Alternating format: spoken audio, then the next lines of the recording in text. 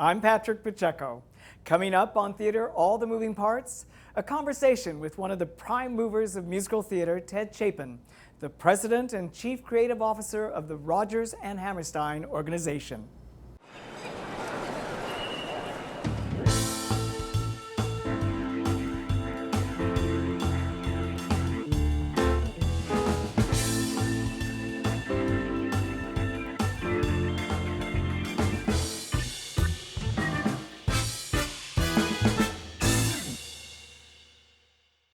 Welcome to this episode of Theater, All the Moving Parts. I'm your host, Patrick Pacheco, here at West Bank Cafe on Manhattan's Theater Row, directing the spotlight to those who help create the worlds of wonder we call the theater. Today's guest is Ted Chapin. As President and Chief Creative Officer of the Rogers and Hammerstein organization, he has for decades been the custodian of some of the most beloved shows and songs in musical theater. To give you an idea of what he does, without his approval, Daniel Fish's subversive revival of Oklahoma would never have reached Broadway and won the Tony Award. Welcome, Ted, to Theater, All the Moving Parts. And of all the moving parts of your position, is keeping alive shows that are 50 years old your job number one? Probably.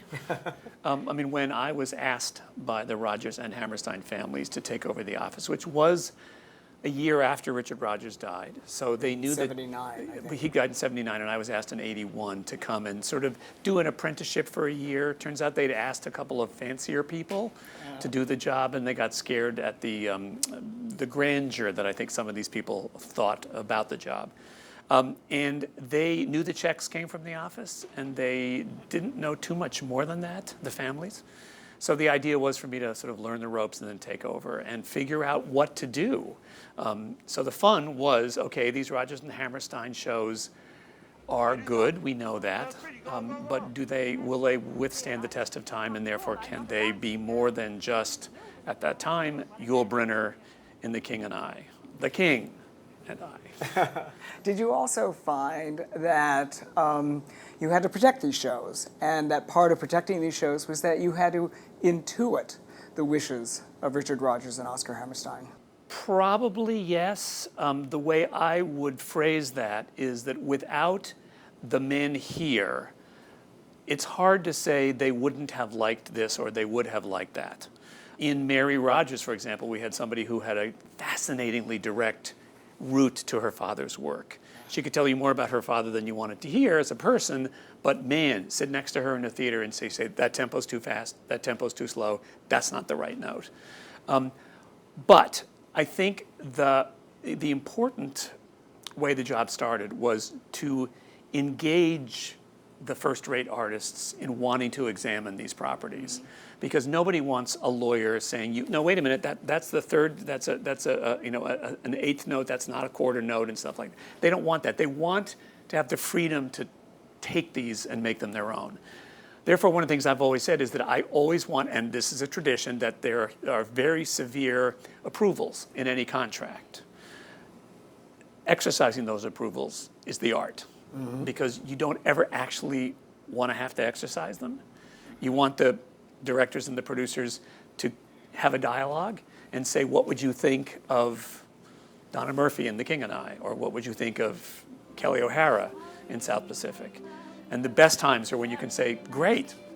For the first decade and a half, you dealt with Mary Rodgers and James Hammerstein as the 2 point people in terms of the estate. By 2014, they had both died. Right. How did your decision-making process change when you didn't have them? My first bosses were Dorothy Rodgers, widow of Richard Rodgers, and Bill Hammerstein, oldest son of Oscar.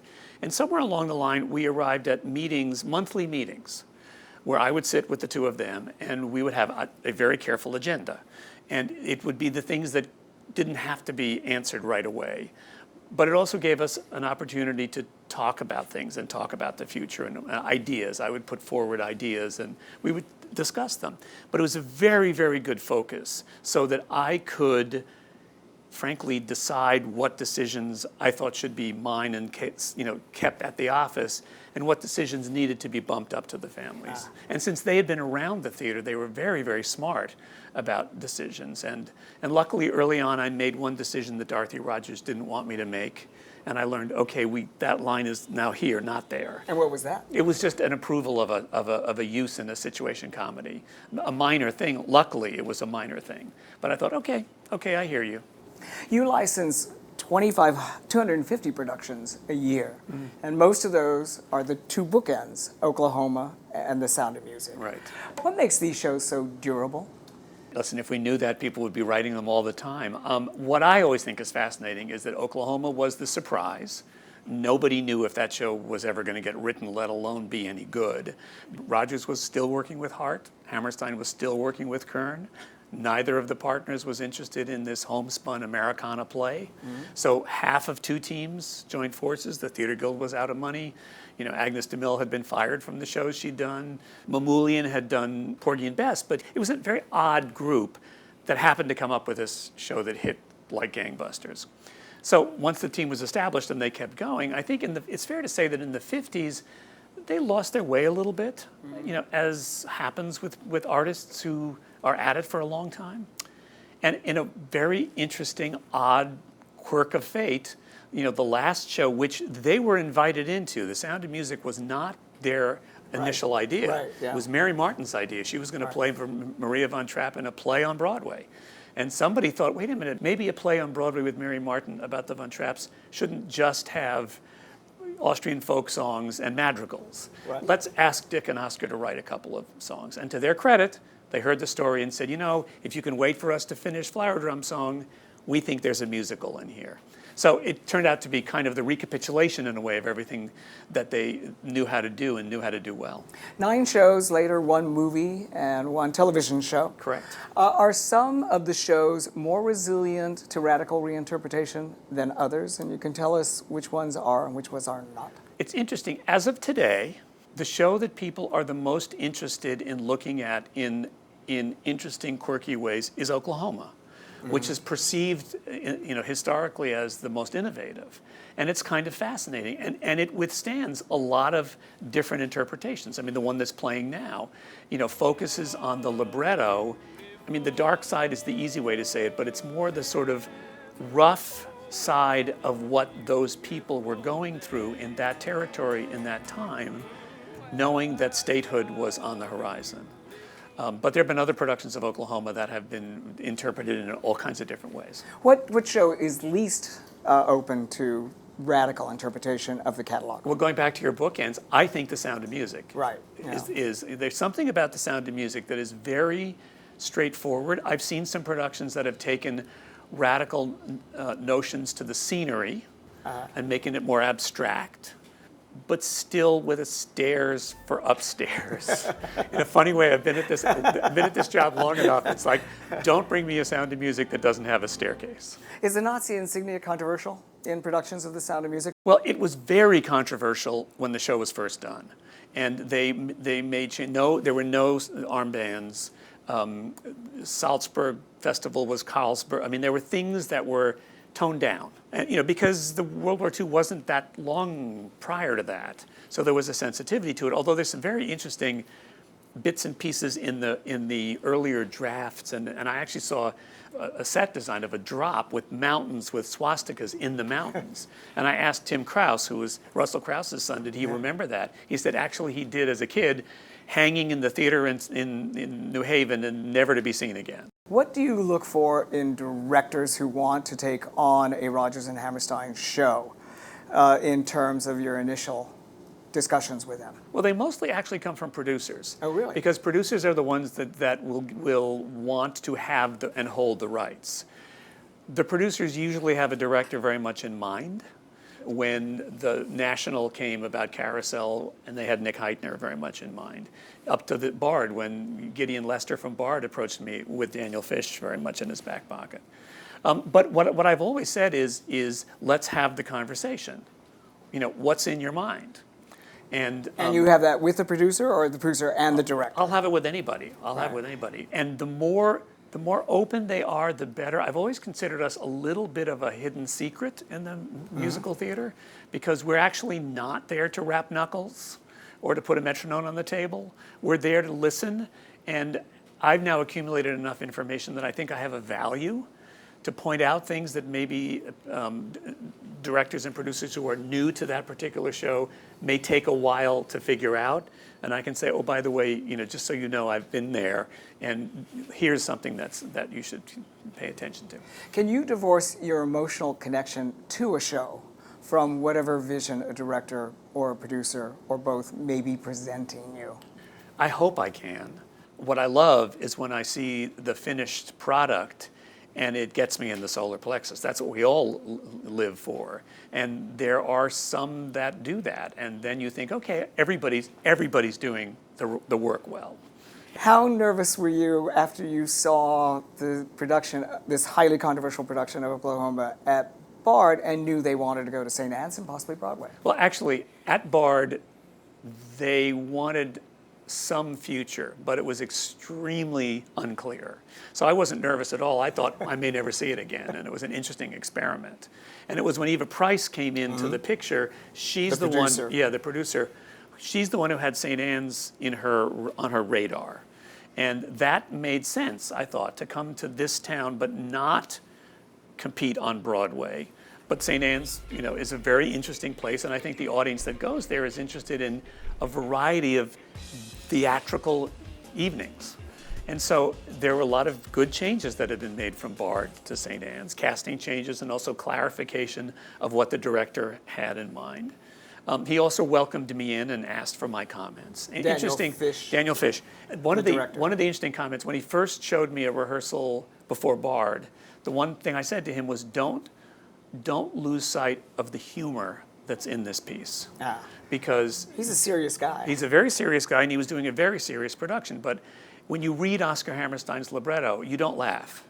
When you see it coming from the mouths of actors, it's astonishing how he uses humor.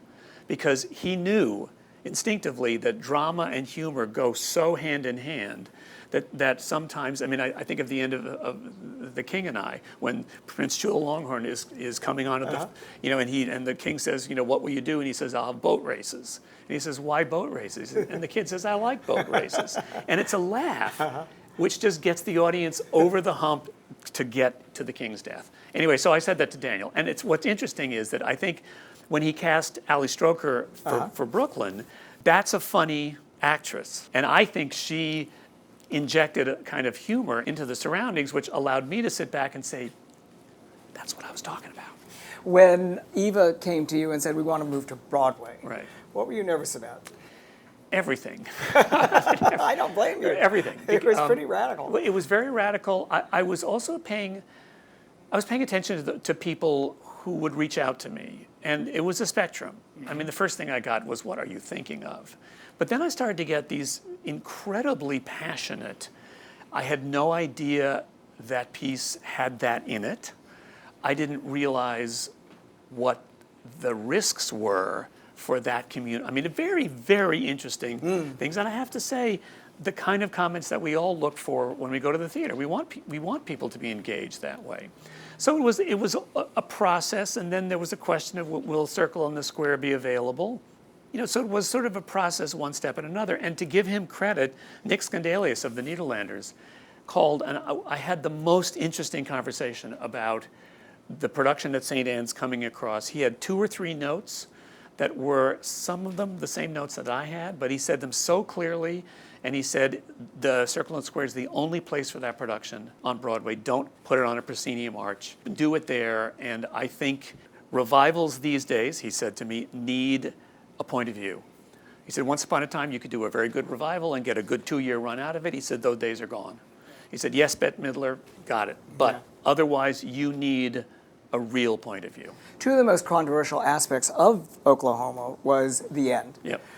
In which it seems that the townspeople are complicit in a kangaroo court, and gives the idea that somehow America is at a corrupt period of their life, of our lives. Who knew? Who knew? Who knew? At this point, what were your notes on that, or your discussions with Daniel Fish on that?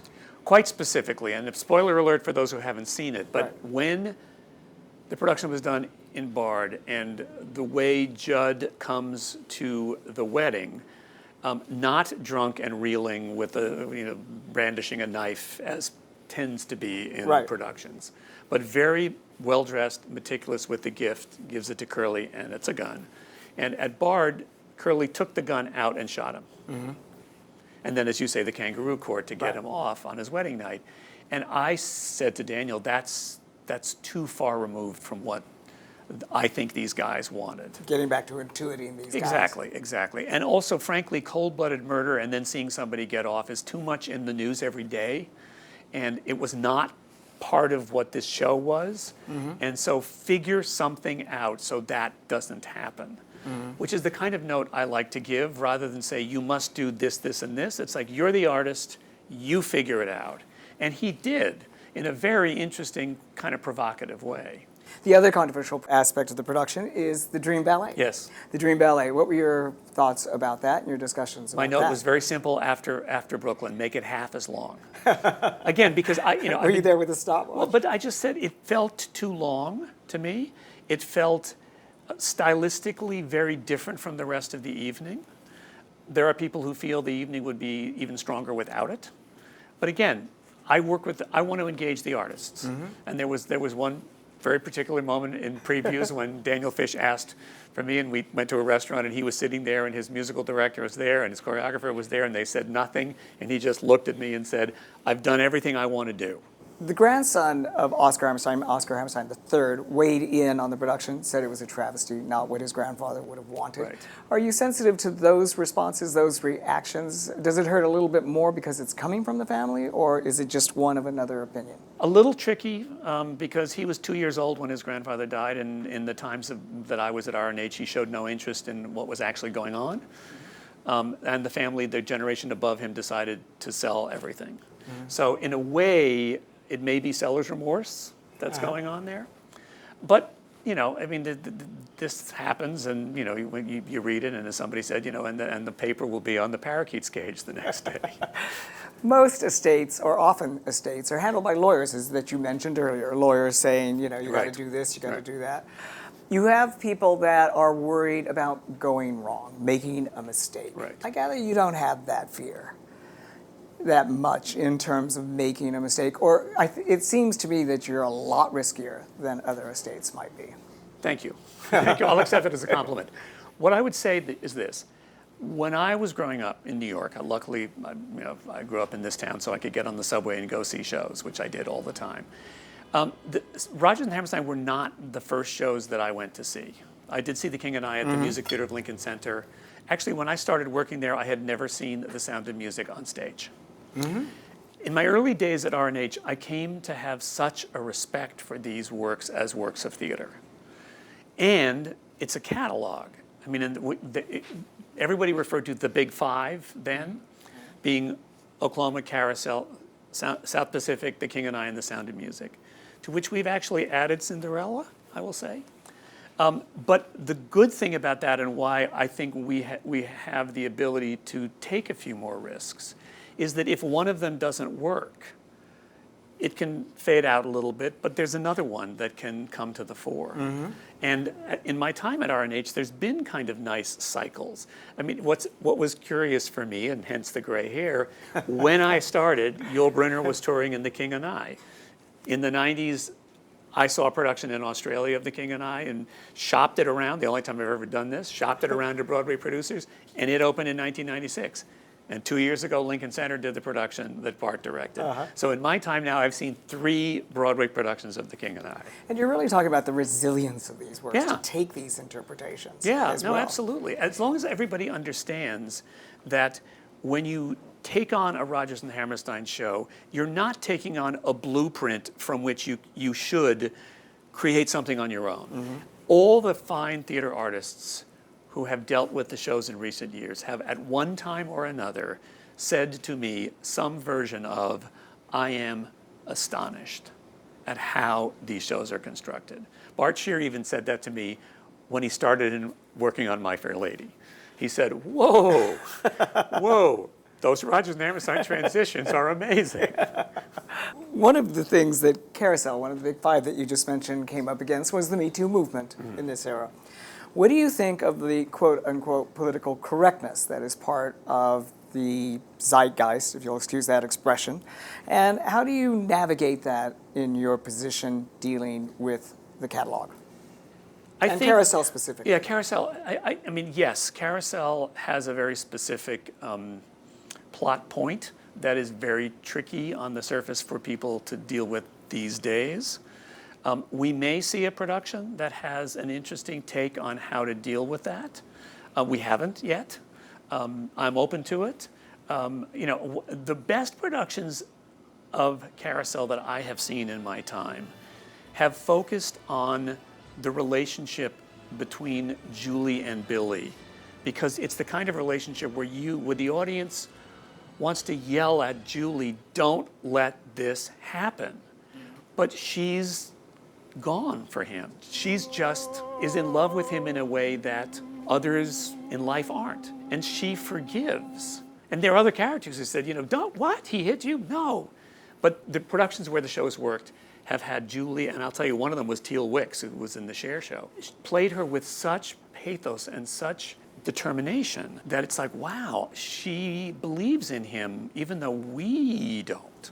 Well, Scott Rudin said it a bit more succinctly. He said, she's a character, get over it. Right. At the same time that it was the 75th anniversary of Oklahoma, it was also the 50th anniversary of Stonewall, in a way. And you had the production of the Oregon Shakespeare Festival, where it was a same-sex production. It was Laurie and Curly were now two women, characters as two women. Adu Annie became Adu Andy in history. What were some of the discussions there, and did you get a lot of blowback from that? That whole thing was absolutely fascinating. This is the Oregon Shakespeare. The Oregon Shakespeare. Bill Rausch, who was the artistic director, still is, I think, through this season of the Oregon Shakespeare Festival. He approached me, and he was very nervous. Very nervous. Because he had to get it past 10. Well, but I didn't know what he was coming to see. I mean, we did license Cinderella to him years ago in his Crossroads Theater, I think it's called, in Los Angeles, where he did Medea, Macbeth, and Cinderella together as a mashup that made no sense whatsoever, so we let him do it. And it was fascinating. So he came to me and he posed this idea of doing Oklahoma, where Curly was a woman, so the Laurie Curly relationship is women, Ado Andy, two men, and Aunt Eller being a transgender woman. And because I knew... Being played by a transgender woman or an actual transgender woman? Played by a transgender woman, and I think, good question, I think meant to be a transgender woman. So she's a character as transgendered. Now, part of my conversations with Bill earlier than this meeting, I knew that he's a gay man married to a wonderful actor-director out there. They adopted two sons. Their second son was, as a teenager, transitioning. So I knew that not only is Bill an artist to be reckoned with, but gender was very much a part of his life. So, and I think the reason he was nervous was because of that. This was not a gimmick. He had thought this thing through so clearly that what I said to him was, yes, you can do it at Oregon. Please don't talk to any other theater about doing a co-production. And he said, and we do this Daedalus Day every summer, and we do a reading of some gay-themed musical, and we'd like to do this production of Oklahoma. And I said, oh, God, all right, two conditions, don't tell anybody, and I'm going to be there. So to his credit, I went there, and it was a fascinating afternoon. And afterwards, I said, Ado Andy is actually a riot, because it's mostly about sex. And say what you will, young gay men jumping in and out of everybody's beds is more acceptable to a modern audience. And the fact that the peddler doesn't want him. So there's a lot of humor just by doing that. But I said to him, I'm not sure Oscar Hammerstein's going to be there to support you with the Curly Laurie women, same-sex thing. And what he said to me when I went to see the production was he kept thinking about that, trying to find ways to make it work. And to his credit, he made it work, and it was oddly, unbelievably moving. I mean, he did a production that was quite traditional. So there was, you came in and looked you saw the cornfield, you saw the fence, you saw the house.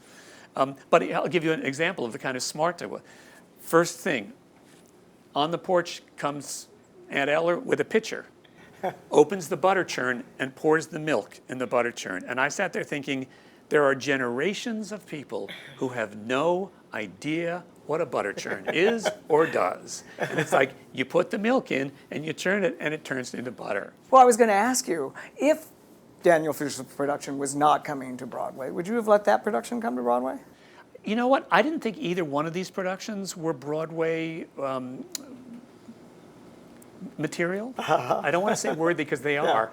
Just that the Broadway, as you know, Broadway changes every year. And I had no idea whether there would be a hospitable world for an Oklahoma done in either one of these ways. Yeah. So the Tony must have been somewhat vindicating. It was great. I have to say it was great. Because there was no slam dunk that it was ever going to go the distance. Not at all. Not at all. Not I at mean, all. you were blind. I mean, you were out there in the dark as everybody else was. And in a funny way, I've gotten, what I say to people is that, either blame me or congratulate me, because part of my job is to nurse these things through. And I have to say, to their credit, the new owners, Concord, were very, very sweet about it. They did say to me, when the chairman of the board said, now you thought this like 3 years ago, right? This was all going to happen. And I said, oh, of course, of course. Well, we have to wrap up. We could go on and on and on. I'm sure that in the future, the best hope for the Rogers and Hammerstein catalog is that the stories are reinvented and retold and capture that heart. And you have done a superb job Thank you. Of exactly fulfilling that mandate. So I'll keep doing it if I can. You are not to be blamed, Ted. You are to be congratulated. And I can only wait to see when you might be blamed. Thank you. Thank you so much. Thanks. Thank you for joining us. We'll be back next month with another look at the expert and singular creatives who live and work only to astonish us. I'm Patrick Pacheco.